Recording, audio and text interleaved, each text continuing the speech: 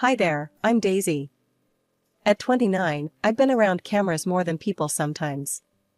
They say if you grew up like I did, with parents owning a string of hotels and restaurants, you'd stick to that silver spoon. But not me. I ditched the family business for a camera and nature's own backdrop. Freelancing was my jam, shooting for whoever liked my style, magazines mostly, sometimes ads, you know the deal.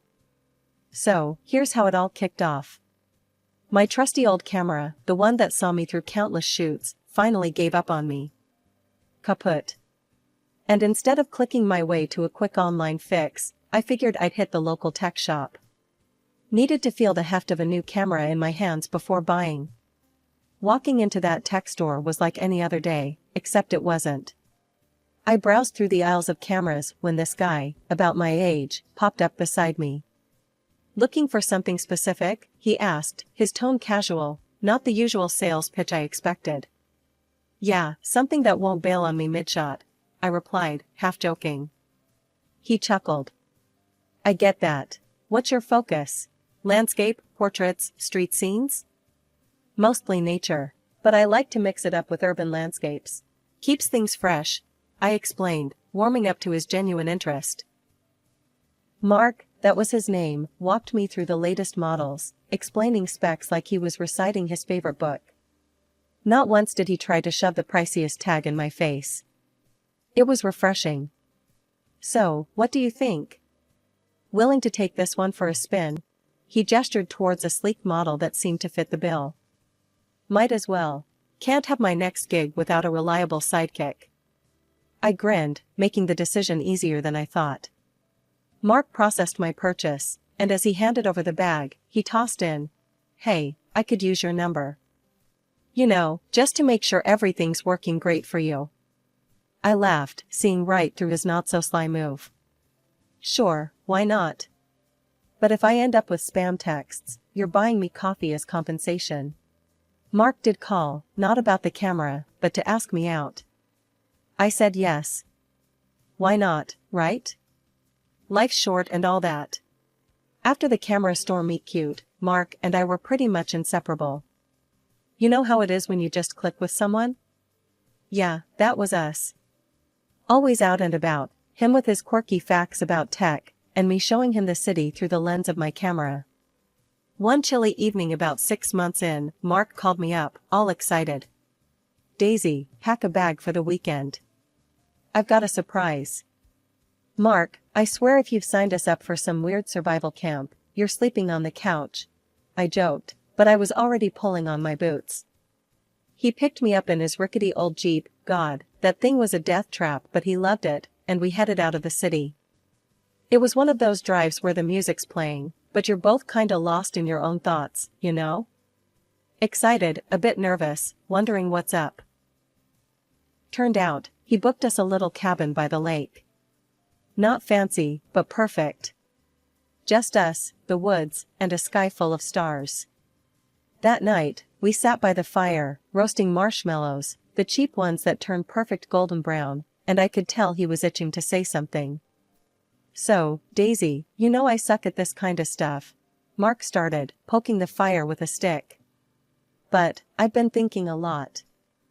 I raised an eyebrow, munching on a marshmallow. Thinking can be dangerous, Mark. What's on your mind? He chuckled, took a deep breath, and then turned to me, his face half lit by the firelight. I love this, you know? Us. And I'm kinda hoping you do too. I leaned in, nudging his shoulder. Yeah, I kinda do. He fumbled in his pocket, pulled out a small box, and it hit me. Oh, this is happening. Mark just went silent, looking serious and kinda scared all at once. Marry me, Daisy. For real. The box popped open, and there it was. A simple ring, nothing flashy. Just perfect. I didn't expect to, but I laughed. It was either that or cry, right? Mark, this is the worst proposal ever. Of course, I will. He grinned, relief washing over him. Damn, I thought you'd need more convincing.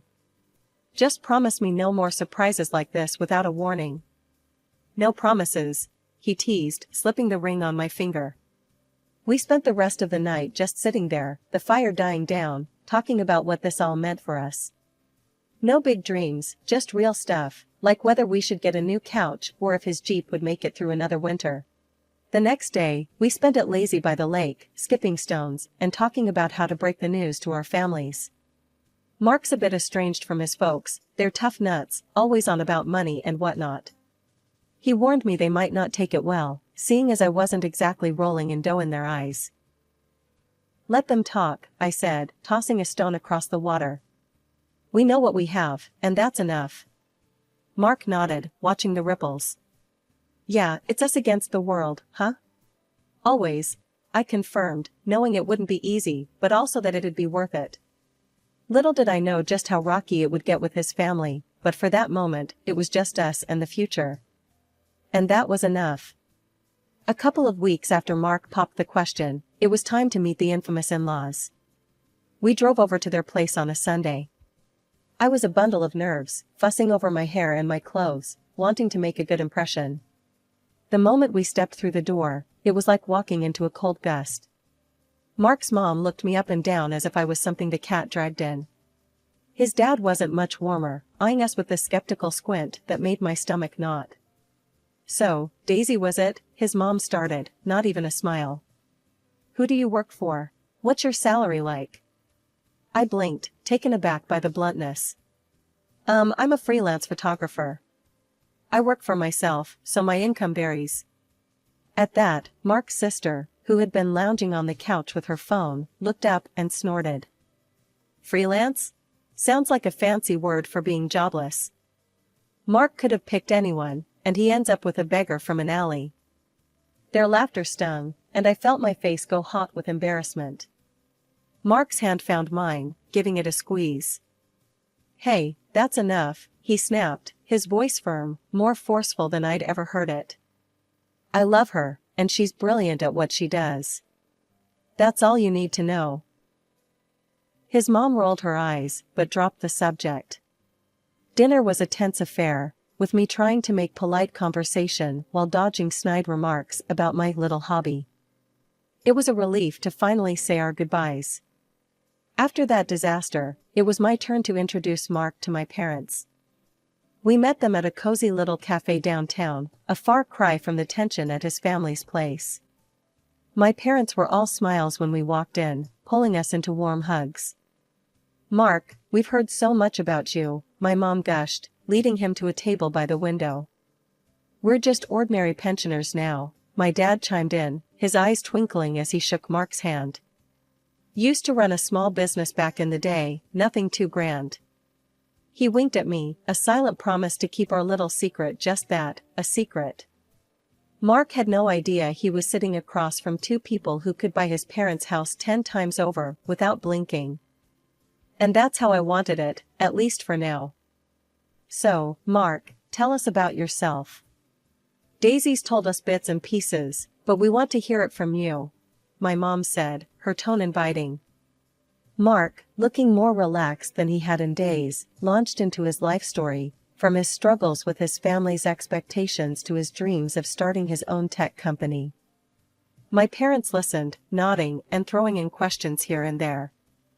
As we sipped our coffees, it struck me how different this meeting was from the one with his family. No judgment, no prying into personal finances, just genuine interest and acceptance. It was like a balm to the burns of the earlier encounter. When we left the cafe, Mark squeezed my hand. Your folks are amazing, Daisy. Thanks for that, I needed it. I smiled up at him, my heart full despite the rocky start to our family introductions. They love you already, you know. Mark and I wanted a simple wedding. Nothing fancy, just close friends and family, a little chapel, and some good food. That's all we needed to start our life together. But of course, his family had other ideas. From the get-go, his sister sneered at our plans. A modest wedding? More like a beggar's bash, she laughed one evening over dinner at their place, making everyone but Mark chuckle. His mother chimed in, Really, Mark, you're setting yourself up to look like you can't afford anything better. I tried to keep my cool, focusing on my food. It's our wedding. We want it to be intimate and personal, I explained, hoping to smooth things over. Mark backed me up. Daisy's right. It's our day, our way. The wedding day arrived, and it was everything I dreamed of, simple and sweet. But true to form, Mark's mom and sister barely hid their disdain. They didn't mingle with my family, just sat there looking like they'd swallowed lemons. My parents tried to chat with them, but got icy stares in return. After the ceremony, when Mark and I moved into my apartment, that's when the real fun began. His mom and sister started dropping by unannounced, always around mealtime. They'd sit at my table, eating the food I made for us, while throwing digs about how I was living off Mark now. "So, Daisy, still snapping pictures for pennies?" his sister would ask, a smirk playing on her lips. I kept my tone light but firm. "I do well enough. Photography can be pretty lucrative, you know." They exchanged looks, clearly not buying it. One afternoon, his sister, who was supposedly job hunting, asked outright, "Come on, how much do you really make? Enough to keep my brother happy?" Before I could answer, Mark jumped in, his voice tight with annoyance. "That's none of your business. Daisy's not living off me. We're partners." Their visits became more frequent, and his sister's demands grew more audacious. She'd call Mark, right in front of me, asking him to transfer money so she could go out with her friends. "Mark, I'm a bit short this month. Can you throw some cash my way?" she'd say, her voice loud enough for me to hear. Sometimes Mark would give in, sending her money. Other times, he'd refuse, and boy, did she throw a fit. "You're my brother. How can you leave me hanging while you play house with her?" One day, after she stormed out following another of her tantrums about money, I turned to Mark. "We need to set some boundaries. This can't go on." He sighed, rubbing his temples. "I know, Daisy. I'm sorry. It's just hard, you know? They're family." Things between Mark and his family had been teetering on the edge of outright hostility, and it all came crashing down one Sunday dinner at his mother's house. We knew walking into that den was risky, but it was his sister's birthday dinner in a couple of months, and she had her heart set on something pricey. We were barely through the door when his sister launched into her wish list. "Mark, you know what I want for my birthday, right? That designer bag I showed you last week. It's only a little over $1,000. Mark frowned, setting his jaw in that way he does when he's about to lay down the law. "Lisa, we've talked about this. I can't be dropping that kind of money anymore. I'm married now, and we have our own expenses." Lisa's face twisted up like she'd bitten into a lemon. "Oh, come on. Since when do you back down from spoiling your little sis? What, has Daisy got you on a leash now?" The table went quiet. You could have heard a pin drop. I felt every eye on me, especially the burning glare from his mother. Mark shook his head, reaching over to squeeze my hand under the table. "Lisa, no. I'm sorry, but we've made a budget, and we're sticking to it." That set Lisa off. She stood up, knocking her chair back with a loud scrape that made me jump. "This is all your fault," she shrieked at me. "You're just sucking him dry, taking all his money and attention.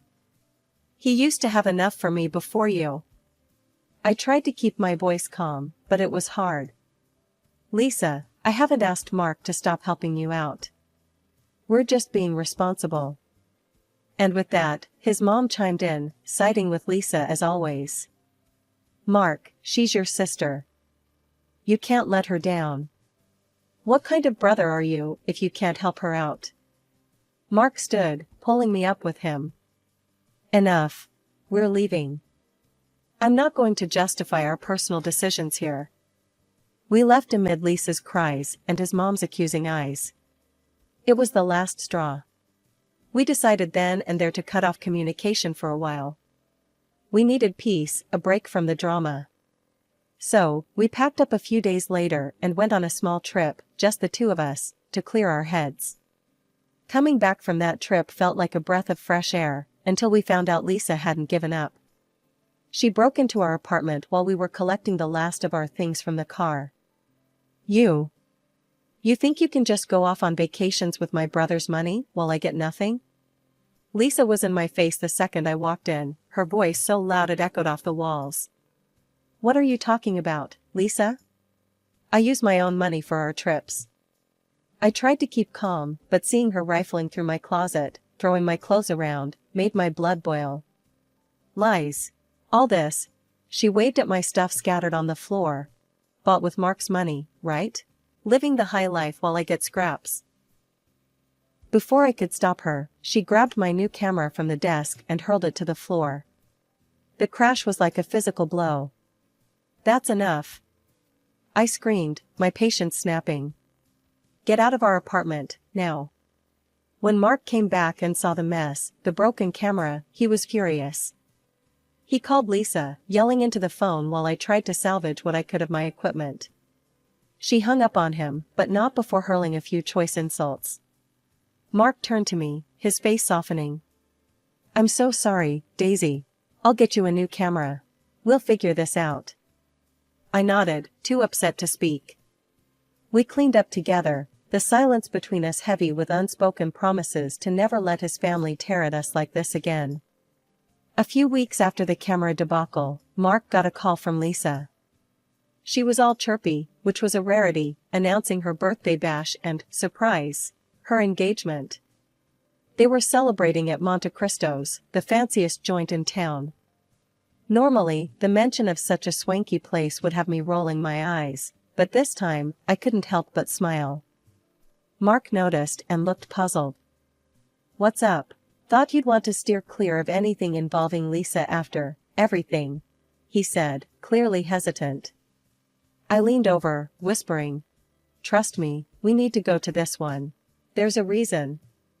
He studied my face for a second, then nodded. All right, if you say so.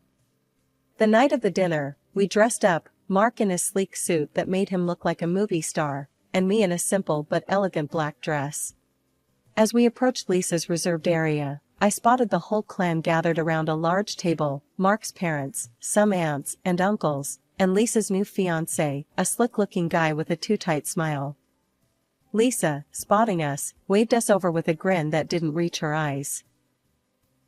There's the happy couple. Come join us, celebrate my birthday and engagement, she called out, loud enough for nearby tables to glance our way. As we got closer, I noticed there was exactly one chair free. Lisa's eyes twinkled maliciously as she took it all in.